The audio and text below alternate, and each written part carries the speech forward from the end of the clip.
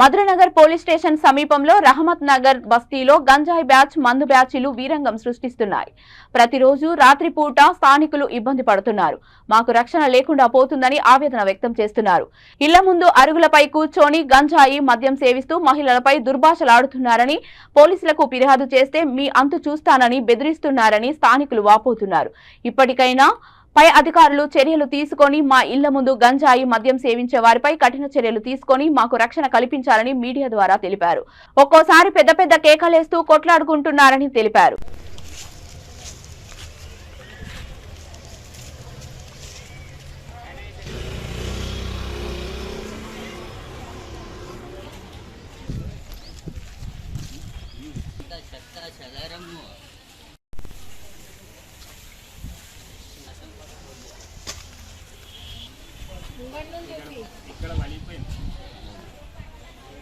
ఎవరు తాగేసి ఎవరి వల్ల వండేసేది తెలియదు. ఎక్కడి నుంచో వస్తారో కూర్చుంటారు తాగడానికి.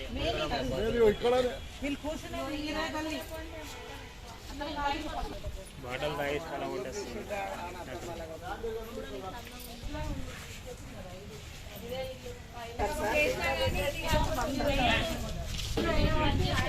వాళ్ళు కూర్చున్న కాళ్ళ కడ నాటకట్టలు ఉంటాయి కదా, కెమెరా ఇరగ కొట్టించారా?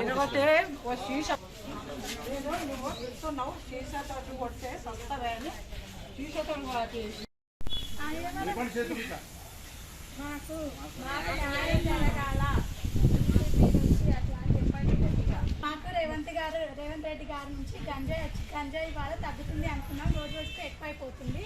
ఆ బారి నుండి మమ్మల్ని రక్షించాలని మేము కోరుతున్నాం. మాకు న్యాయం కావాలి, మాకు న్యాయం కావాలి, మాకు న్యాయం కావాలి, మాకు న్యాయం కావాలి, మాకు న్యాయం కావాలి. ఎంతమంది ఇట్లా అనుకోని ఇట్లా అనుకోని అదేందో ఏమో సార్ మా అక్కయ్య అని నేను అన్నాను.